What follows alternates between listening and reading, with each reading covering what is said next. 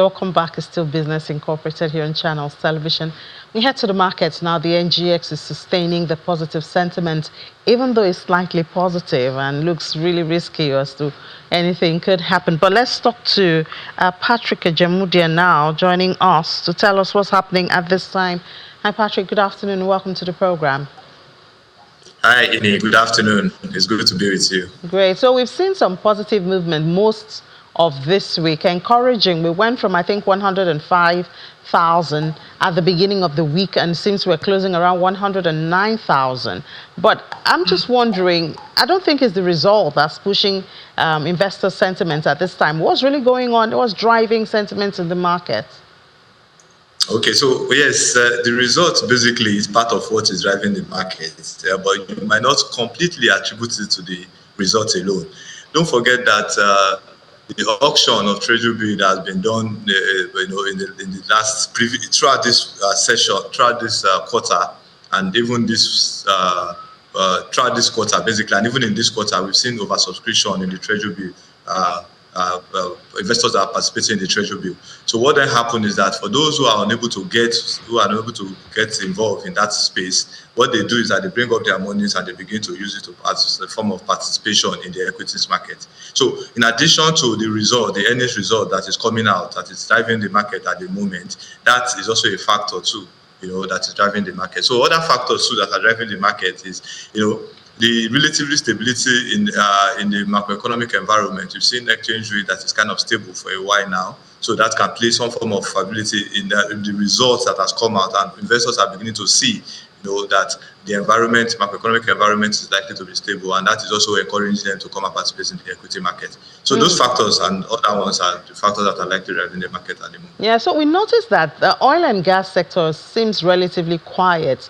Meanwhile, the consumers counter is really moving, getting a lot of attention. Yes, if you check the movement, you will see that.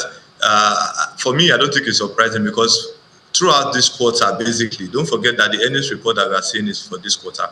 So throughout this quarter, you have seen that stability in that macroeconomic environment in terms of exchange rates, and for inflation as well, we've seen inflation coming down, and except for March inflation that we saw that went up, So that has helped the consumer goods sector, and the FX loss that some of them had last year and last quarter is beginning to recover it, turning into some form of FX gains and all that. So that's one factor that is driving the consumer goods aspect. But for the oil and gas, well, what is happening in the global space is playing a major role. But for this week so far, they've been doing well. They've had about 4.01% this week. So that has helped them. But the overall, how the trade war is playing out between America and in particular China is going to play a major role in what is likely going to shape the oil and gas sector going forward. Yeah, we hope that the meeting tomorrow will have good news at the end of it, because I know the market will certainly have a lot of reaction one way or the other, depending on what they agree on.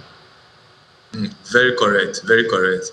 The outcome of the meeting is going to play a significant role in how the oil and gas sector is going to shape out. And I completely agree with that. What about insurance? We saw the penny stocks in insurance getting some attention, but now it seems muted. Yeah, the insurance sector, I think the end of 2024 saw some form of huge performance of the insurance sector. But for this quarter, I think what then happened thereafter is this very high profit-taking activities by investors, and that has driven the insurance sector down. But like you've said, a lot of penny stocks in that sector are now coming up. If you check what has happened this week, they are about the listing that has done well. Most of the sectors, most of the indices in the sector have done positive this week. With the consumer goods taking the lead.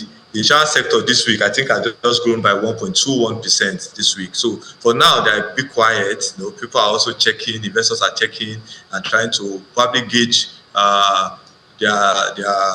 gauge their move before they begin to take opportunities or take advantages in that space.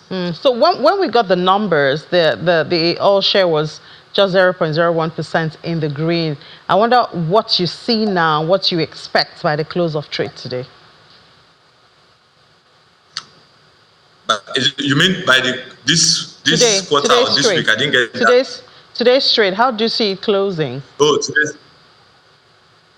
So it's end of the week, most times.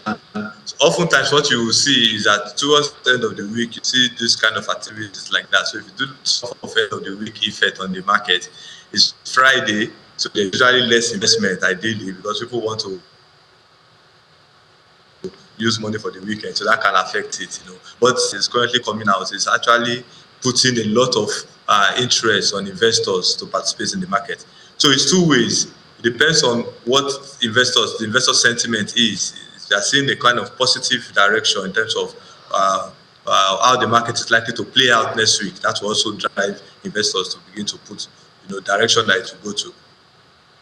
All right, Patrick Ejemidia, thank you so much for sharing your perspective with us this afternoon. Oh, thank you so much, Indy.